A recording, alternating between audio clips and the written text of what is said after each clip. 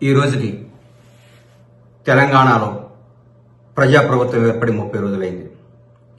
ఈ 30 రోజుల్లో ప్రజలకు ప్రజాపాలన అంటే ఏందో, రేవంత్ రెడ్డి గారి నేతృత్వంలో ఏర్పడ్డ ఈ కాంగ్రెస్ ప్రభుత్వం అనుకున్న కార్యక్రమాలన్నీ అద్భుతంగా చకచకా చేసుకుంటూ ముందుకు పోతున్న ఈ ప్రభుత్వంలో అనుకున్న రోజే మా నాయకుడు రాహుల్ గాంధీ గారు కానీ రేవంత్ రెడ్డి గారు కానీ ఇచ్చిన మాట ప్రకారం అనుకున్నట్టే ఎల్బీ స్టేడియంలో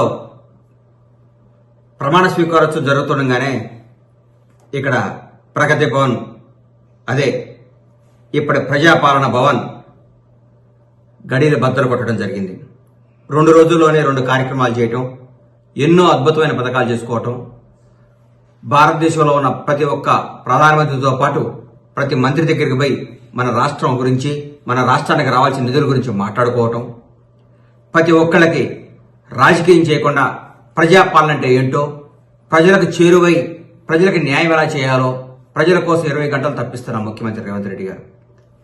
ఇలాంటి ముఖ్యమంత్రి నాకు తెలిసి ఇంతకుముందు పరిపాలన అనుభవం లేకుండా మొట్టమొదటిసారి ఏ మంత్రి పదవి చేపట్టకుండా ముఖ్యమంత్రి పదవి చేపట్టి ప్రజలందరికీ చేరువై అద్భుతమైన పరిపాలన అందిస్తూ భారతదేశంలోనే ప్రతి ఒక్క నాయకుడు ఈరోజు తెలంగాణ రాష్ట్రం గురించి, తెలంగాణ ముఖ్యమంత్రి గురించి మాట్లాడుకుంటుంటే చాలా ఆనందంగా ఉంది.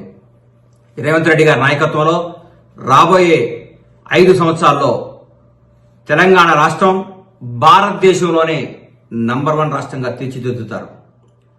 అన్యాయాలు లేవు, అక్రమాలు లేవు, దొరతనం లేదు, దొరపాలన లేదు, దౌర్భాగ్యమైన జీవితం అనుభవించాల్సింది లేదు.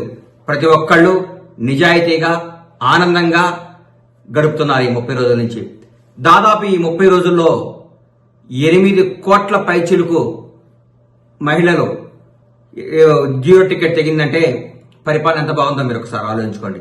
ఇదే కాదు, ప్రతి ఒక్కటి ప్రజల కోసం, ప్రజా శ్రేయస్సు కోసం, ప్రజల సంక్షేమం కోసం తెలంగాణ కాంగ్రెస్ ప్రభుత్వం చకచకా దూసుకుపోతున్న విధానం చూస్తుంటే ఆనందాన్ని ఇస్తుంది, అద్భుతం అనిపిస్తుంది.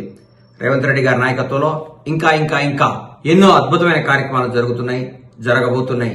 దయచేసి ప్రతి ఒక్కళ్ళు రేవంత్ రెడ్డి గారి నాయకత్వంలోని కాంగ్రెస్ ప్రభుత్వాన్ని ఆశీర్వదించి మీరందరూ మన రాష్ట్రాన్ని నంబర్ 1 స్థాయికి తీసుకుపోయే విధంగా అందరూ సహకరించాలని కోరుకుంటూ సెలవు తీసుకుంటున్నాను.